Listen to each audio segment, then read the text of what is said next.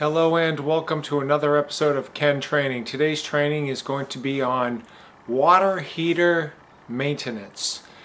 So I have been living in this house for over 7 years, and that's the original, when I bought the house it had this hot water heater. This particular hot water heater came with a 9-year limited tank warranty. Okay, so that hot water heater was installed approximately 2003. Came with a 9-year warranty. The warranty has expired in 2012, approximately. This is 2019. We are 7 years beyond when the warranty has expired on this hot water heater.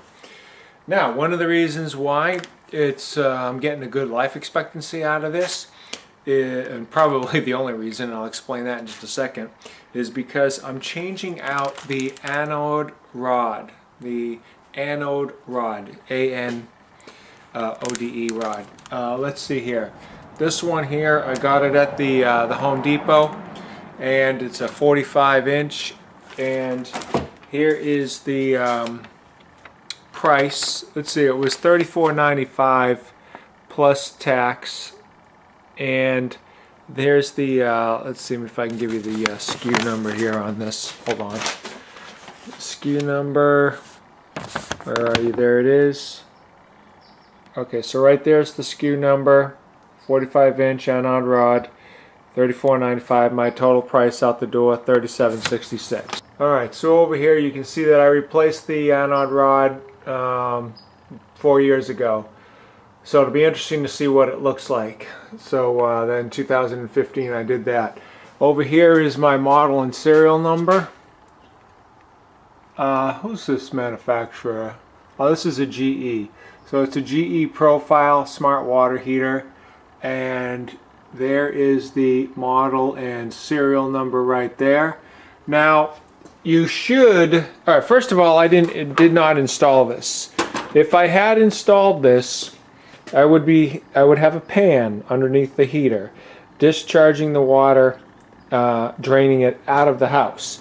Right over here is the exterior of the house. So I've got an exterior door here. Open this up. You come over here, and you're looking at a stucco wall. So I would put some pipes through the wall here. What I would want is and also the discharge pipe. Now I've tested the relief valve. I'll show you that up close. But this is the relief valve discharge pipe for the TNP relief valve, and they got it discharging, I don't know, let's just say 6 inches from the floor, which is within code.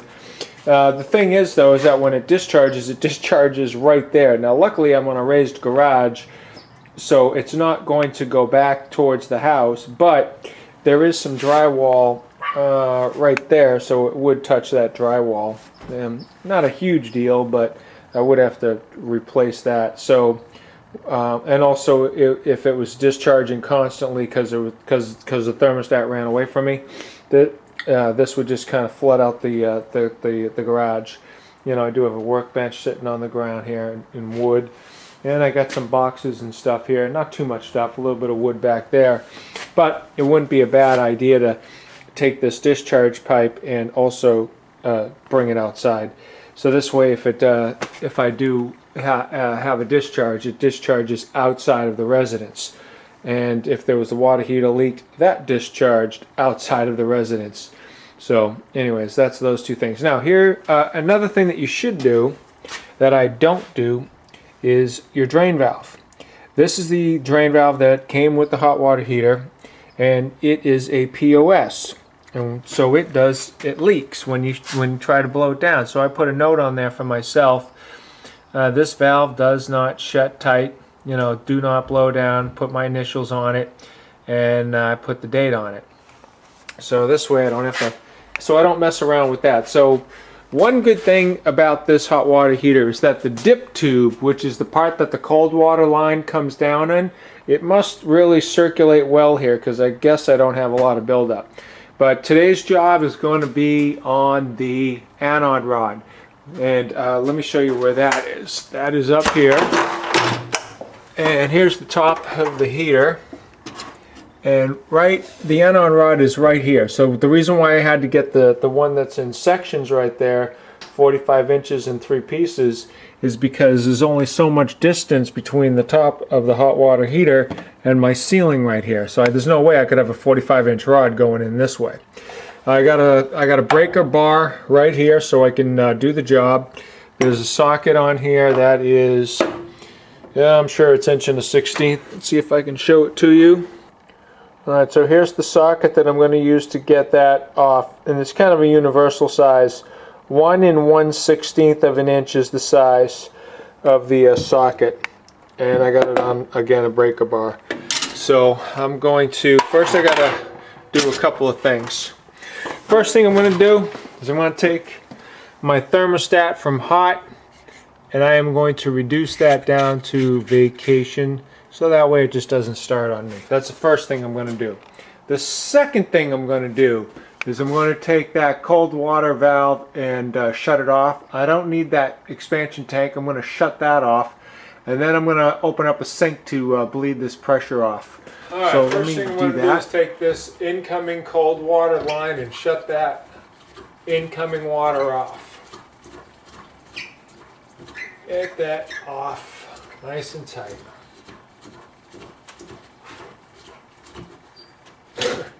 Okay. I'm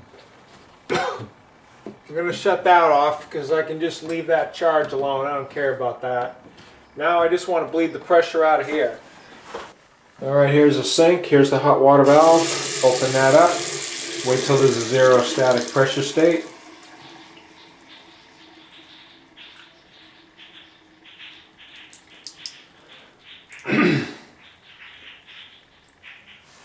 And we got about 0 static pressure state on there right now. I'm going to shut that off. Getting some funky sounds out here.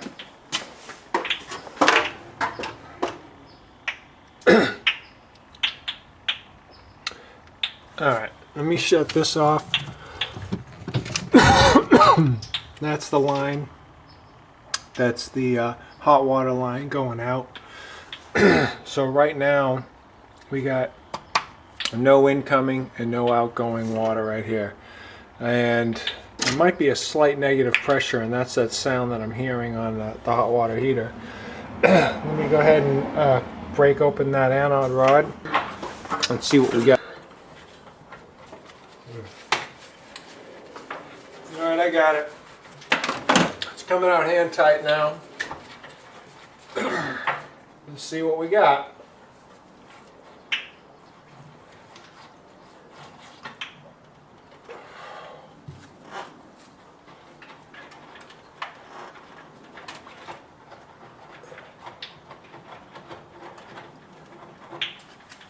I got the first section out. The second section is really fighting me here.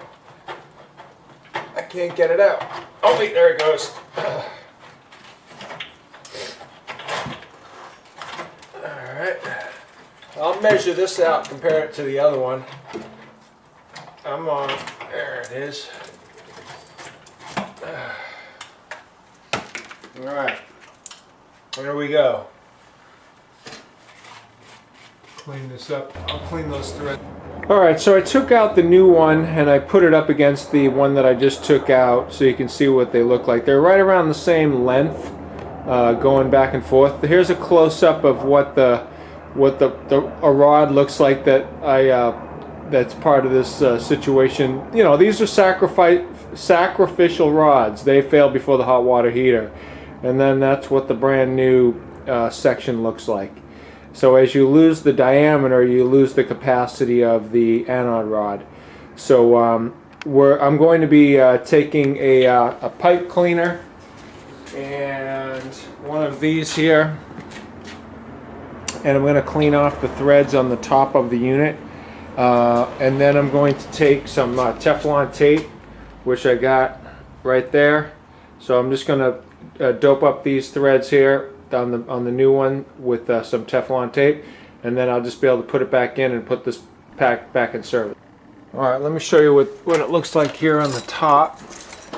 This is some of the material that came out when I was taking out the rods, just like calcium and magnesium deposits. There's the threads where I actually went in, where the anode rod goes in. So I'm just going to take and clean up this area here as best I can. So this way, when I put the new anode rod in, it's as clean as possible. So I'm just going to clean these threads up, make it as pretty as I can. Got the threads cleaned off up there. Now I want to take my new anode rod and I want to put the Teflon tape on it. So the way that I like to do it, of course, when you screw it in, you want to make sure that the Teflon tape is going in the opposite direction. So this way it doesn't bunch up on itself. Okay. So you want so when you're screwing it on this way, so the Teflon tape should be going in this direction. So basically you're going to take this. This is how I always do it. Hold it like this.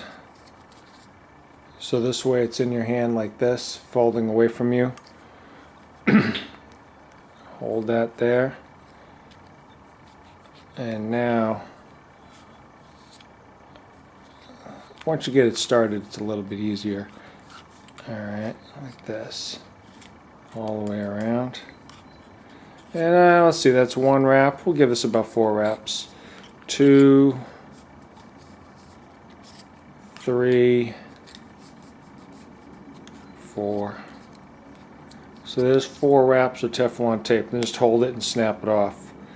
So this way when it screws in, it's going with it, not against it. Has a little bit of extra insurance. I've got some pipe thread sealant.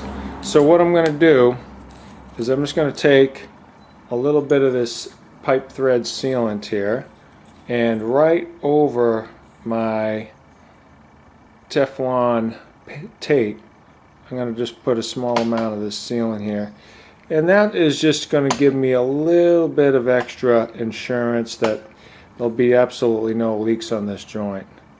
So this way I've got kind of like doubled up here on my products. Not too bad. Just put a little bit of this sealant. You don't have to do this. I happen to, since I've got the product, why not? It's not going to hurt anything. A little bit of extra sealant I'll put on that. Alright, so now we're ready to put this in. Alright, I'm just by myself. I'm going to try to show you this job as best I can. So here we go up the hot water heater. Alright, let's get to it.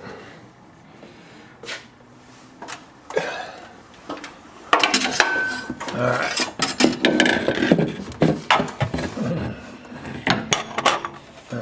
I want to try to get this in.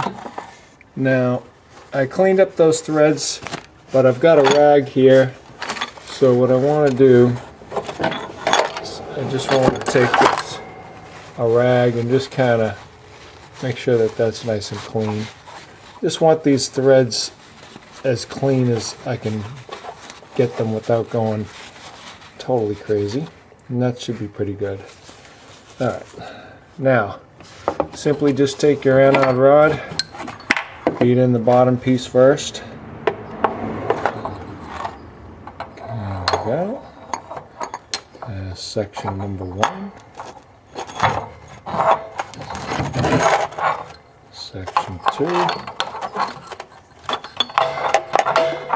Try to go straight down with it. Alright. Get this rag in the way. A little bit of water is coming out. That's okay. And there we are. Now I'm going to take this, twist that puppy on.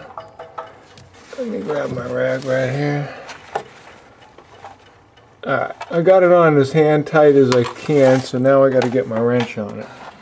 Let me get my socket. So take that socket off my breaker bar. Instead of using the breaker bar now, I'm just going to use just a regular socket, and I actually have a small extension here just to make my life a little bit easier.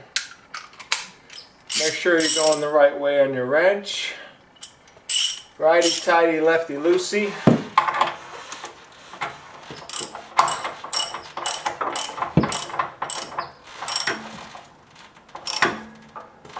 and you don't have to go crazy with it.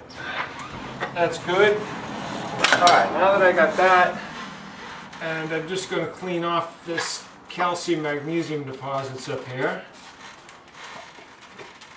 And okay, we should be completely good. Hopefully I'm nice and tight and I don't have any leaks. Let me go ahead and introduce my tank here, which is about 70 pounds of pressure.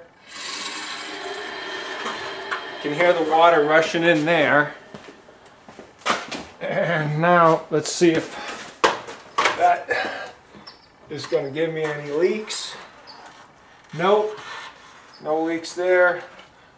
Take my incoming, open that up. And outgoing. Alright. Totally good. I want to go to my sink. I want to blow a little bit of water.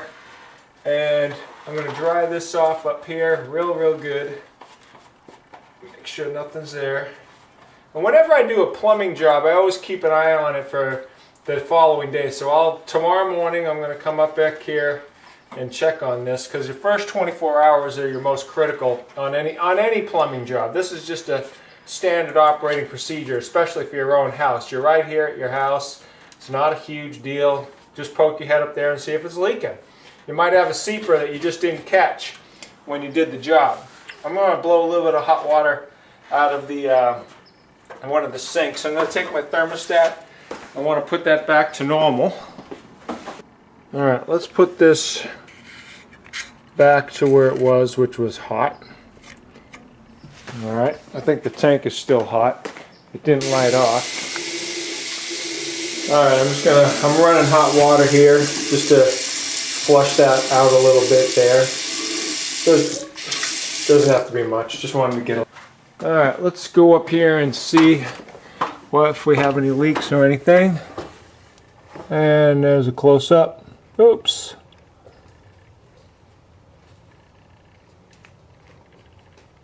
No, everything looks fine. This hot water heater is about 16 years old. So considering the price of hot water heaters today, their replacement on this cost, I don't know, material cost, let's just say it's $500 to replace this. That's just in the cost of the hot water heater. That doesn't include the pan that I want to buy and maybe a little different copper in order to configure my discharge line. And by the way, if I was to buy a new hot water heater, I would change out the drain valve that comes with the hot water heater, which should be a 3/4 inch threaded connection. I'll change that out to a ball valve, and that way I can blow down my hot water heater on a monthly basis. I'll have it discharging right out of the house. I can just give it a quick shot of 20 seconds once a month and just try to keep that tank clean from getting mineral deposits built up.